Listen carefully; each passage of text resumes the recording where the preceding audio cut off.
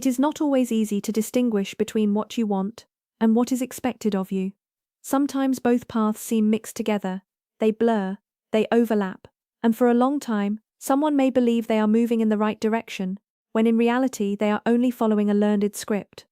Because external expectations are not always imposed in obvious ways, sometimes they come as advice, as models of success, as comparisons, as repeated phrases that eventually begin to sound like truth. What you should study, the age at which you should achieve certain things, the way you should live, the type of life that is supposedly valuable. And little by little, many people begin to guide their decisions, not from inner conviction, but from external validation. Not always because they lack character, sometimes because of fear, habit, the need for approval, or simply because they never stopped to ask what they truly wanted. And there, one of the quietest tensions in life appears. Having a life that looks right from the outside, but does not fully feel like yours on the inside. Because personal purpose does not always match what others understand as success. Sometimes it is simpler, more intimate, less visible, less socially celebrated, but that does not make it any less true. Here is a key idea. Purpose is not born from impressing others. It is born from feeling that your life has a direction that represents you. It is not only about goals, or productivity, or reaching an ideal image.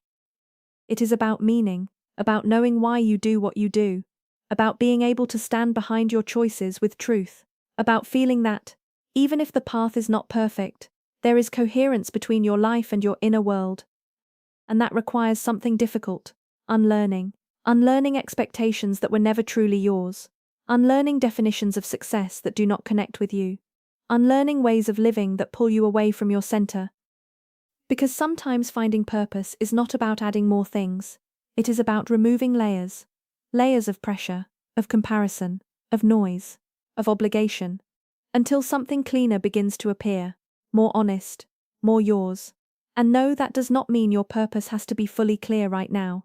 Many times, purpose does not reveal itself all at once. It is discovered little by little, as you choose with more authenticity. In the way you work, in the way you love, in what you care for, in what you reject, in what you decide to give your energy to. Then necessary questions begin to appear.